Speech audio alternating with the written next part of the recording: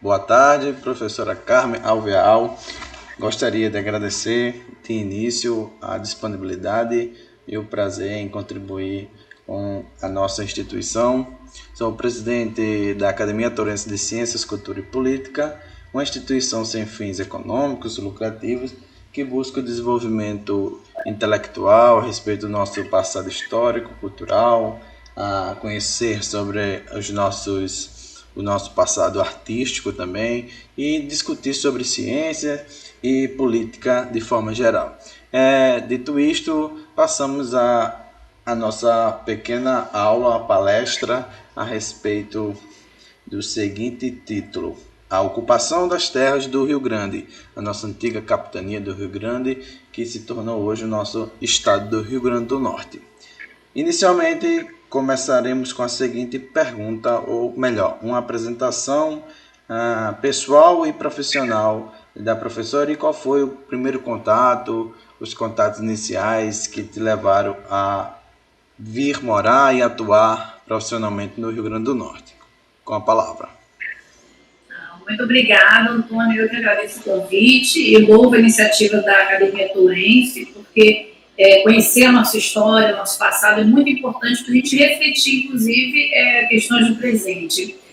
Bom, o que me trouxe ao Rio Grande do Norte, eu sempre passei férias aqui, tinha amigos, cheguei a morar na infância aqui em 82, 83, eu tinha uns 8, 9 anos, mas depois eu sou do Rio de Janeiro, então, pelo sotaque vocês já percebem, mas eu tinha sempre esse contato com Natal, com o Rio Grande do Norte. E em 2008, houve um concurso para cá de Brasil Colônia, que é a minha área, para a Universidade Federal do Rio Grande do Norte. E como no Rio de Janeiro as universidades já estavam bastante infladas, eu resolvi tentar, né? Pensei em tentar o concurso para cá. Confesso que achei que não ia ficar algum tempo, que não ia ficar muito tempo, achei que ia ficar algum tempo, e depois ia tentar retornar ao Rio de Janeiro. Mas, quando eu cheguei aqui, conheci bem a Universidade Federal do Rio Grande do Norte, uma instalação fantástica, achei a universidade muito organizada, e passei em primeiro lugar, felizmente, e fui ficando e resolvi ficar, e hoje me considero muito feliz aqui em Natal, comprei uma casa, então vou morrer aqui, espero me aposentar na UFRN. Eu já estou há 11 anos e meio na universidade, lecionando, sobretudo, História do Brasil colonial. Às vezes eu leciono História do Rio Grande do Norte, esse período colonial, século XIX, e às vezes História Agrária, História da Escravidão. Temas relativos àquele período. Né?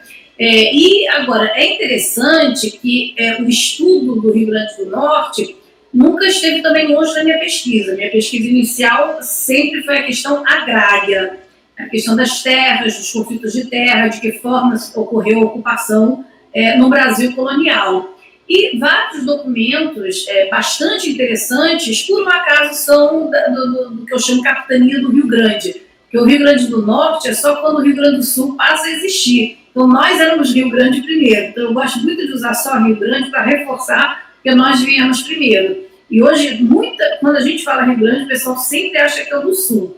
Então, acho que a gente tem que começar a também colocar na cultura dessas pessoas que aqui era o Rio Grande inicialmente. Né?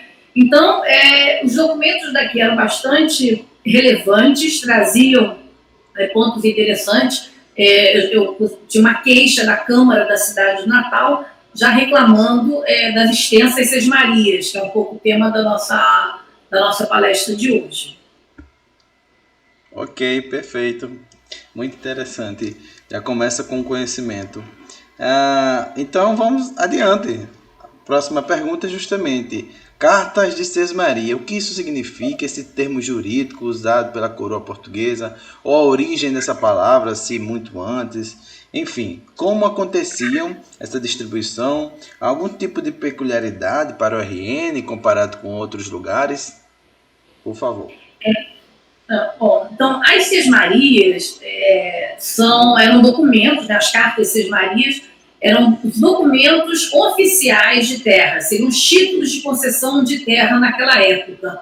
E as sesmarias têm uma peculiaridade, no caso para a América Portuguesa como um todo, que era uma concessão régia, uma concessão do rei, ou de uma autoridade em nome do rei para o chamado sesmeiro, que era o que recebia a sesmaria, e no caso tinha a obrigatoriedade do cultivo.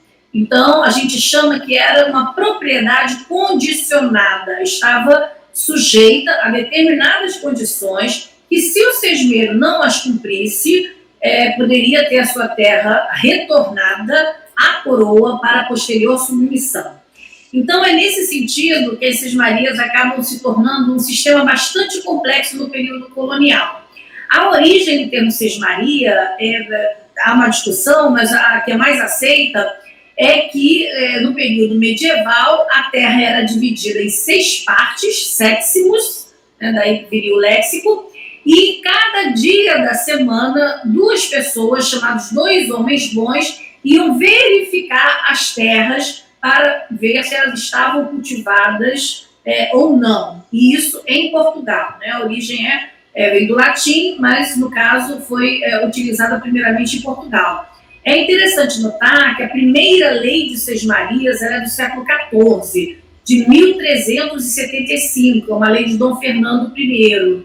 E no caso, essa lei na época, ela foi criada muito mais para resolver um problema de abastecimento que Portugal vivia, uma crise de alimentos muito grande, sobretudo por causa da peste negra. Alguns anos antes, umas 3 décadas antes, em 1348, 49, Portugal sofreu com a peste negra, falando em epidemia, né, na atual conjuntura, mas Portugal, no século 1348, sofreu com a peste negra, perdeu 1/3 da sua população, o que significou uma falta de braços para a lavoura, que acarretou também uma redução da produção e do cultivo de alimentos. Então, Dom Fernando, quando ele faz a lei, quando ele elabora essa lei junto com o seu conselho, é para garantir que o abastecimento seja dado, seja ofertado para que a população possa se alimentar.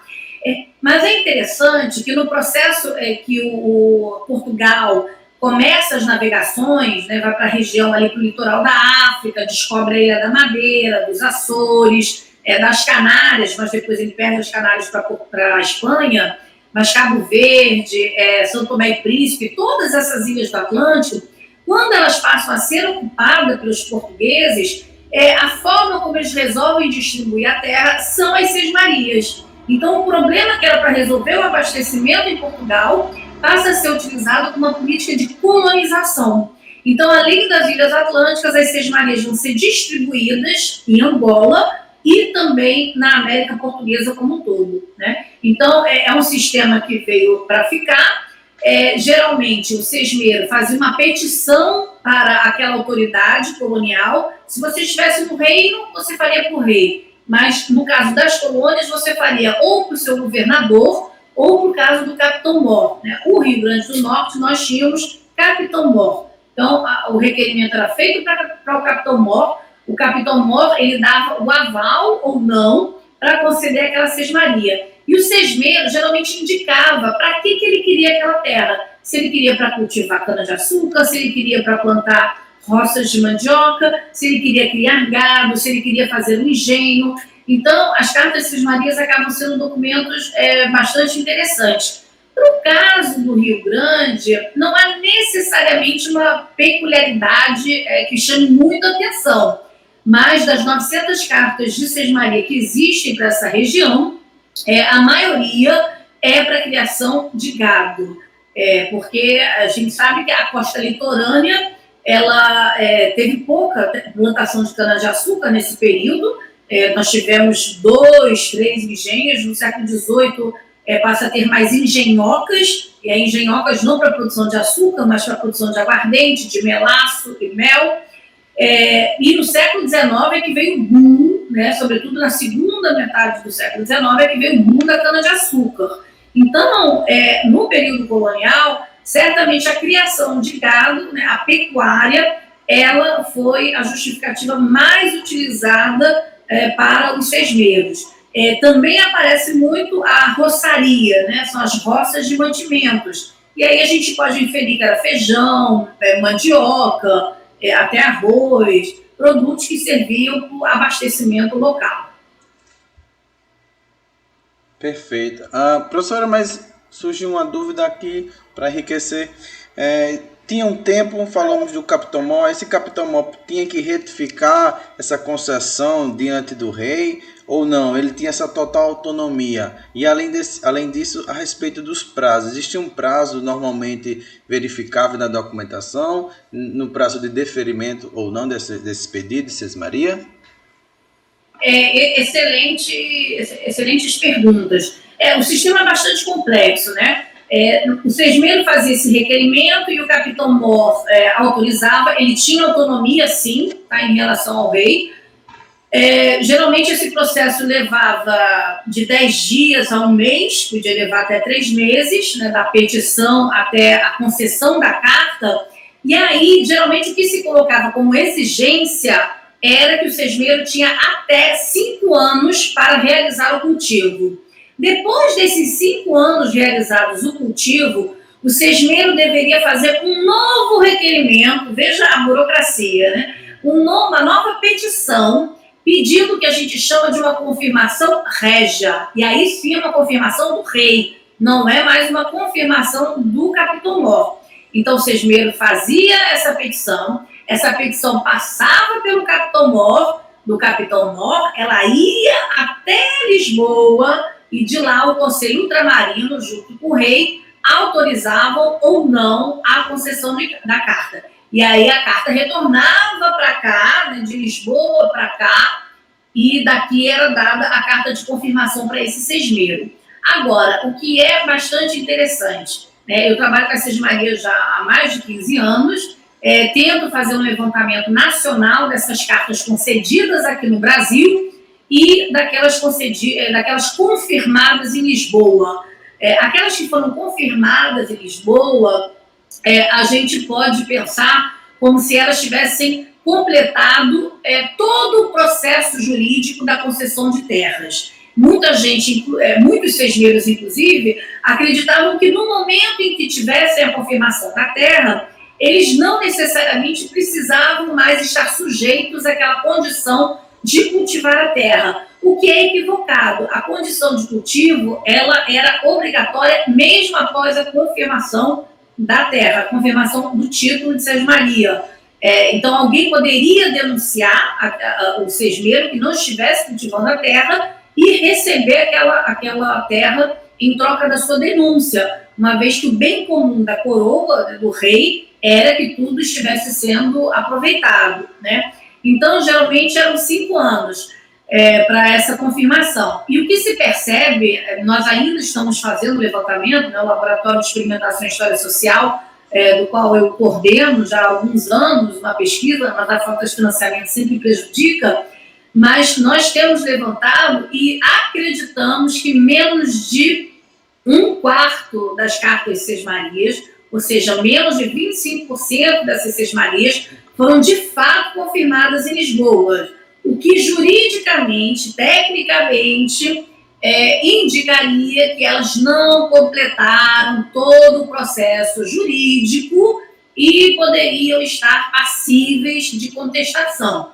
o que geraria um problema gigantesco no Brasil. A gente tem um problema de legalização das terras que ocorre até hoje, né? Natal, a cidade que eu vivo, ainda tem uma boa porcentagem das terras urbanas que não são regularizadas junto à prefeitura. O passado e o presente se comunicando, hein? Interessante. Agora, por fim, para a gente passar para a próxima, outra coisa, uma curiosidade, na verdade, como que se dava, o que a história sabe, o que nós, historiadores, hoje sabemos a respeito desse processo de demarcação? Existia algum simbolismo? Ou existiam alguns agentes específicos? Por exemplo, eu tenho ciência a respeito da região de Touros, o rio que corta a cidade. Esse rio, sabemos que uma dessas marias foram doadas até a embocadura, a nascente do rio, que hoje também tem a Lagoa de Boqueirão, e o distrito de Emboacica, que aí deriva do tupi, eles denominaram Emboacica. Enfim, o que sabemos? Como que era feito esse processo de demarcação? Bom, esse é outro grande problema, porque a gente pode dizer que pouquíssimas terras foram demarcadas. E aí um problema prático, porque era o sesmeiro que tinha que pagar para o demarcador ir lá. E, obviamente, a gente sabe, brasileiro não gosta de pagar imposto, não gosta de pagar taxa, né? Então, muita gente não solicitava a demarcação. E, às vezes, ocorriam devassas. Um desembargador era nomeado para percorrer tantas léguas que fosse necessário para verificar a demarcação de determinadas terras. E ele relata que as pessoas saíam de suas terras fingindo estar viajando, indo para outro lugar, para evitar de ter sua terra demarcada e pagar os impostos. Esse desembargador, inclusive, tinha o seu salário, a gente chamava de soldo na época, tinha o seu soldo suspenso, porque ele ia receber o salário dele na forma dos impostos que seriam pagos pelos sesmeiros. Então, a gente vê que a demarcação sempre foi um problema muito grande. Mas daquelas demarcações que a gente sabe que ocorreram, existia sim um ritual bastante interessante, que era uma espécie de um auto de posse, né? Em geral, era o provedor que ia com o seu meirinho, com um piloto da terra, que a gente chama, uma pessoa que deveria ser qualificada, ela tinha uma corda de até 3 braças, para sair medindo o terreno. E, nesse momento, o sesmeiro, né, aquele que estava tendo a sua terra demarcada, ele pegava a terra do chão, jogava para cima, dizendo, esta é minha terra, se alguém tem alguma coisa contrária, que diga logo. E deveriam ter testemunhas presenciando esse ato. E o provedor ia colocando marcas ao redor dessa terra demarcada.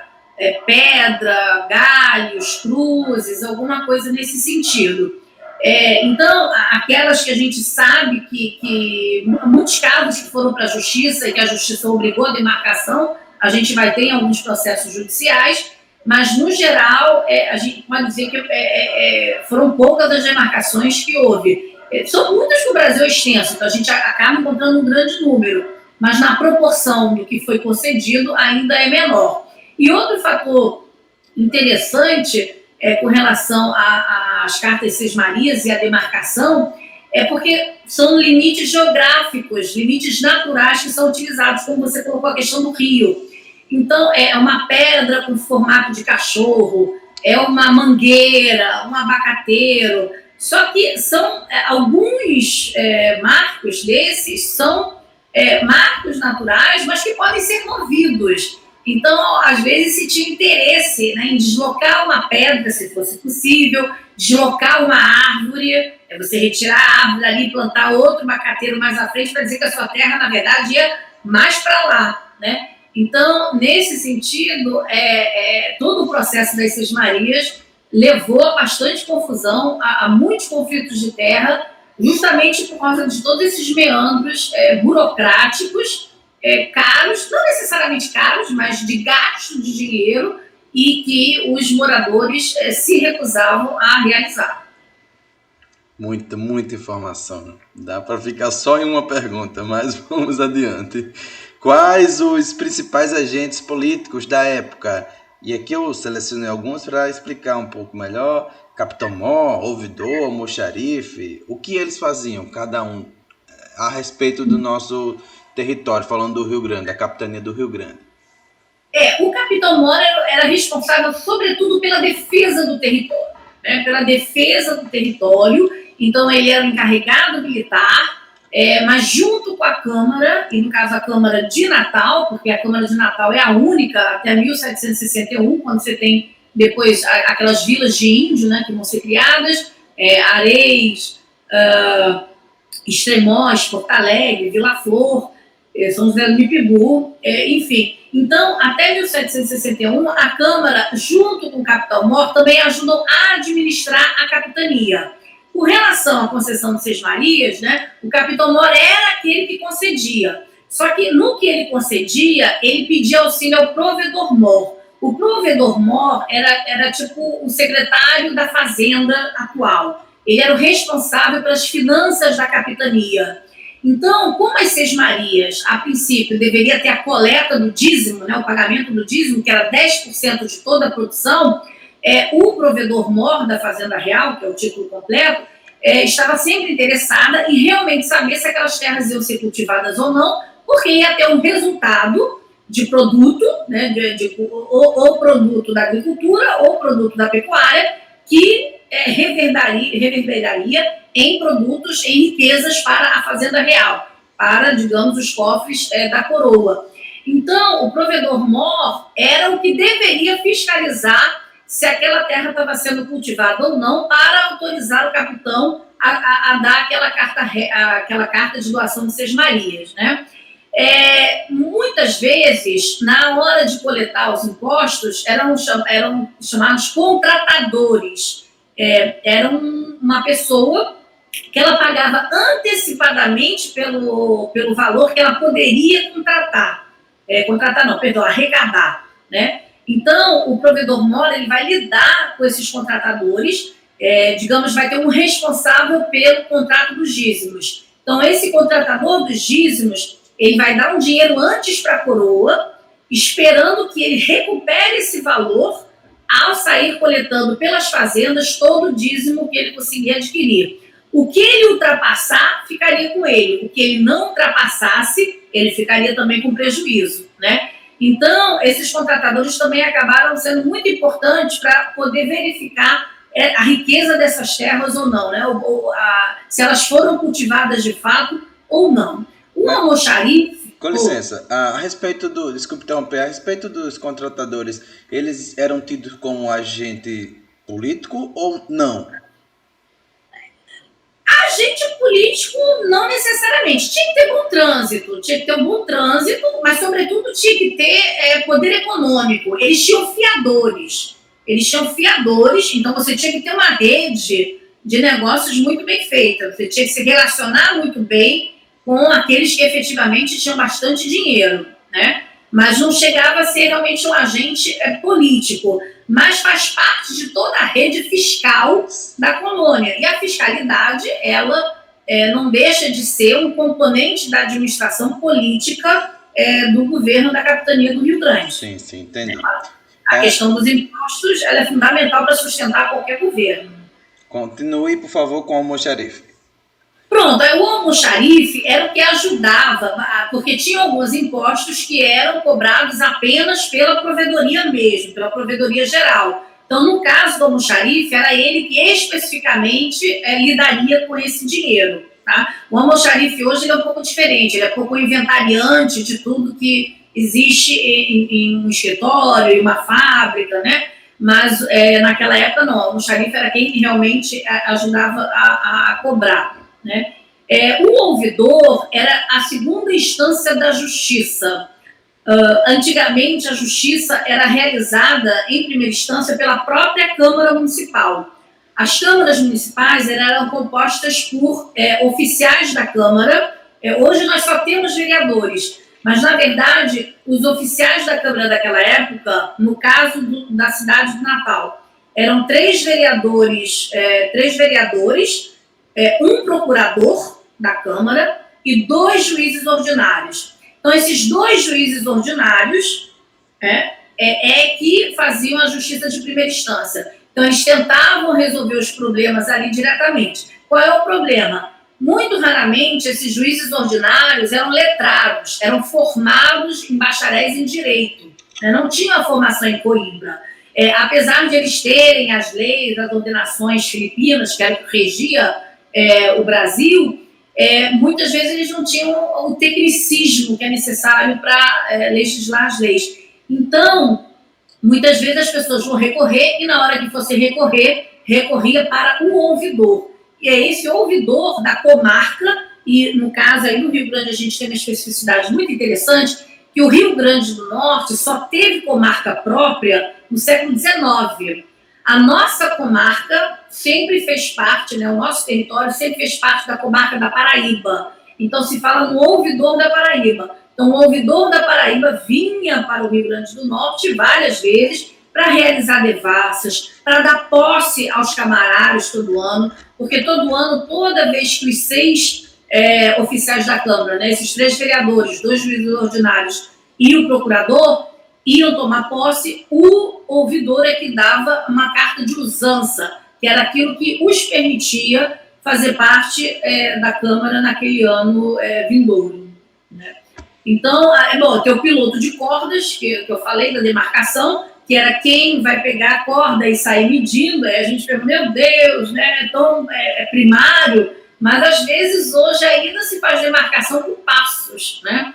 Em alguns lugares havia agulha, que é uma espécie, um instrumento, um formato de um compasso que saía medindo de uma forma mais precisa o tamanho do território. Mas imagine medir uma sesmaria de 6 léguas, né? Uma légua tem 6 quilômetros, 6. Então, a gente está falando aí de quilômetros e quilômetros para essas autoridades andarem. Então, de novo, raramente foram feitas demarcações bem-sucedidas. Ok. E teria outro, não sei se seria o nome agente político, pode ser, mas a respeito da parte militar, professora, ou essa parte administrativa? Falamos aqui muito da parte administrativa, mas a parte militar, existia no período colonial no Rio Grande autoridades no sentido da coroa portuguesa que nomeavam, enfim?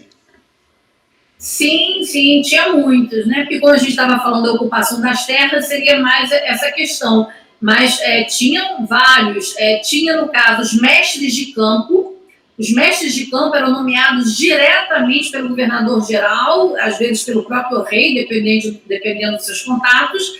E esse mestre de campo, inclusive, ele não era subordinado ao capitão-mor.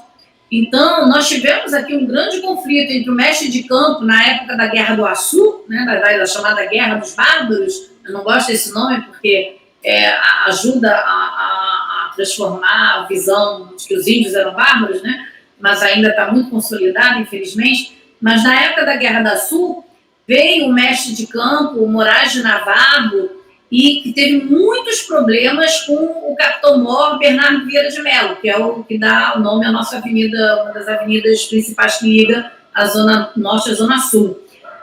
Mas eles viviam brigando, sobretudo uma disputa de poder. E Bernardo Vieira de Mello, obviamente, queria que ele cumprisse as ordens dele, enquanto capitão-mor, só que o mestre de campo não necessariamente estava subordinado a esse capitão-mor. E é interessante que esse mestre de campo, ele também comandava o que a gente chama do Terço dos Paulistas, que é outra força militar que existia na época. Os terços eram companhias formadas a partir de um contexto necessário.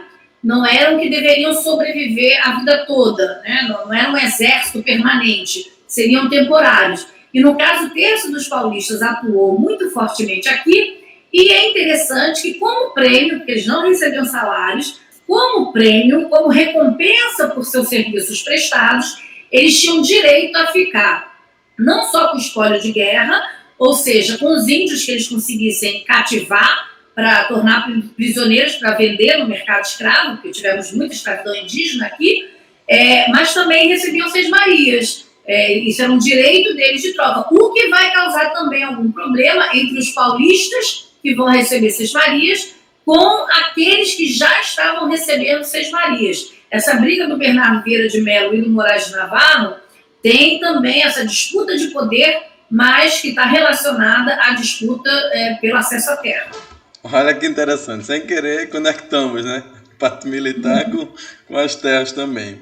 Muito importante. Vamos adiante. A próxima pergunta é: o que sabemos sobre os povos indígenas da capitania do Rio Grande? Então, é tipo uma prévia, se falou a Guerra do Açu, que agora não vou mais utilizar o nome dos bárbaros. E o que a gente sabe, professor, sobre essa dispersão, essa distribuição ao longo do nosso território, os conflitos, principalmente com essa demarcação de terra, com esses povos indígenas? Já desde o início da colonização, quando os portugueses chegam por Pernambuco, o João de Barros recebe a capitania do Rio Grande, ele não chega a vir diretamente, mas chega a enviar seus filhos. Ele tem alguns problemas, né, em colonizar a capitania, embora ele tenha muita vontade de colonizar, ele defende muito isso lá em Lisboa, junto às autoridades da corte, dizendo que ele quer aquela capitania. Isso a gente está falando ainda de fins do século XVI, mas ele não consegue colocar em prática, né? Então, posteriormente, as expedições que estão saindo de Pernambuco e subindo o litoral é que efetivamente conquistam a Paraíba, que a Paraíba, inclusive, não existia, ela não faz parte daquelas 15 capitanias donatárias clássicas que a gente conhece, né? De Itamaracá já era direto o Rio Grande. Então, a capitania da Paraíba, ela surge nesse movimento de conquista.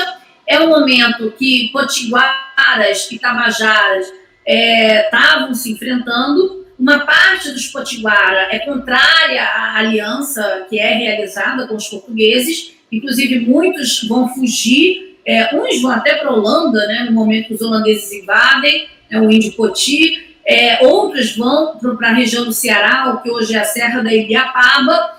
Não é o conjunto dos potiguara que fica aliado dos portugueses, não, mas boa parte deles fica. E esses índios que começam a fazer alianças com os portugueses começam a ser colocados no que a gente chama de aldeamentos. Aldeamentos ou missões, porque você vai ter geralmente a presença de algum missionário. A maioria foi jesuíta, mas tinha outras ordens religiosas, como carmelitas, oratorianos, franciscanos e outros. Então, no caso do litoral aqui do Rio Grande, são os potiguara. A Baía da Traição, que ainda hoje tem uma comunidade fortíssima, terras indígenas já regularizadas pelo governo federal, são descendentes desses potiguara. E a Baía da Traição era antigamente do Rio Grande, né? E para o interior, a gente tem uma gama muito grande de etnias que a gente generalizou, assim como os portugueses fizeram, a gente ainda generaliza, e chama eles de tapuia, que é uma oposição tupi e tapuia, né? Tapuia seria o outro, o inimigo, o diferente em tupi, porque era assim que os tupi chamavam esses grupos do interior. Então os portugueses ouviram e também começaram a chamar esse grupo de tapuias. Mas ali você tem um grande conjunto, os indígenas, os antropólogos estabelecem a linhagem geralmente pela linhagem linguística da língua, né, de como as raízes das palavras, a origem das palavras, etc. Só que como tem muito pouco registro dos tapuias, fica bastante difícil de tentar organizá-los, né? Mas dentro do Tarariu você teria os janduís, os pegas, os canindé, aí outro grupo seria os cariri. Então, todos esses grupos eram considerados seminômades. Não eram nômades completamente, né? Eles se estabeleciam por determinado tempo, mas faziam mudanças sazonais. Dependendo da estação do ano, eles se moviam atrás de frutos, de abastecimento que era necessário para a sobrevivência deles. Então, por exemplo, vários desses grupos indígenas do interior, eles iam para o litoral na época do caju, na época que o caju ficava bom, né, para aquela região que é Baixa Verde, né, que seria João Câmara hoje. Então, eles se movimentavam dessa maneira. Então, no caso da Guerra do Açu, presente, né, a questão de que houve um massacre indígena da população masculina. Né? Os homens índios praticamente foram todos mortos. Sobreviveram índias, mulheres e curumins, né? Os filhos, né, índios, os índiozinhos, e eles foram escravizados. Nós temos registros de batismo aqui para a região de Natal, que diz lá, foi pega na Guerra dos Bárbaros, foi escravizada, aprisionada na Guerra lá dos Bárbaros, né, que eles usam esse termo. Então, a gente tem essa comprovação. Agora, homem, nenhum foi escravizado, realmente todos foram assassinados. Agora, mostra isso que houve uma sobrevivência indígena. A historiadora Fátima Martins Lopes, tanto a dissertação de mestrado dela, quanto a tese de doutorado, tudo publicado, ela mostra a sobrevivência dos índios. E é interessante porque na universidade a gente tenta lutar por essa invisibilidade do índio, né? Essa mania de dizer que no Rio Grande não tem mais índio, que é a mesma coisa que acontece com os negros. Aqui não houve muita escravidão, não tem muito negro, e isso acaba fazendo que pouca gente se atente a esses detalhes e resolva estudar. Então, os estudos da professora Fátima Martins Lopes mostram bastante bem essa presença indígena no século XVIII e no início do século XIX. Então, a gente tem que valorizar, e até porque, mais recentemente, nós temos acompanhado grupos, comunidades de remanescentes de índio, que estão se reconhecendo como índios e lutando por suas terras. Nós já temos casos bem-sucedidos, como é o caso do Mendonça do Amarelão, o Catu também já está em processo de finalização, e tem mais 3 outras áreas indígenas também em processo de regularização. Então, isso mostra a diversidade do que seria o povo potiguar, né? Que nós ainda temos, sim, descendentes de índio e que se reconhecem como descendentes de índios. Muito, muito interessante você perceber. O pessoal do Amarelão, eles costumam passar o carnaval lá em Touros, desse lado de João Câmara, né? E aí eu fiz esse link agora. Professora, vamos adiante. A próxima pergunta, justamente sobre o processo de aquisição de terras, né? Mudava algo em relação ao litoral? Acho que já respondeu essa pergunta em relação a como é que se dava essa aquisição. Percebe-se alguma mudança em relação ao interior? Ao sertão? Não, o modo de aquisição eu diria que é igual. Eu acho que muda o tamanho das terras, eu acho que as do litoral são um pouco menores e o objetivo delas é muito mais roça de mantimentos, enquanto que no interior são extensas terras para pecuária. Eu acho que essa seria a diferença principal. Tudo bem, acho que finalizamos cumprindo aqui nosso combinado, não fica muito extenso o vídeo. Gostaria aqui mais uma vez de expressar gratidão e dizer que é uma honra sempre ter esse contato contigo e vamos pensar em futuras parcerias, já estamos pensando, já estamos fazendo isso. E muito obrigado, só tenho a agradecer. Considerações finais, o que a senhora deixaria de conselho para nós, pesquisas, estudos futuros? Eu agradeço, eu fico muito feliz que outras instituições estejam interessadas em história. Eu acho que a gente tem que valorizar a história do Rio Grande do Norte, falta muito conhecimento sobre ela, então vídeos desse tipo ajudam a divulgar a história do nosso glorioso estado, apesar de não ser natural daqui, já me sinto potiguar, tenho muito orgulho de morar aqui, de estudar essa história, então eu parabenizo vocês mais uma vez, agradeço o convite e sempre estaremos abertos a parcerias de universidades e outras instituições. Tá? Muito obrigada.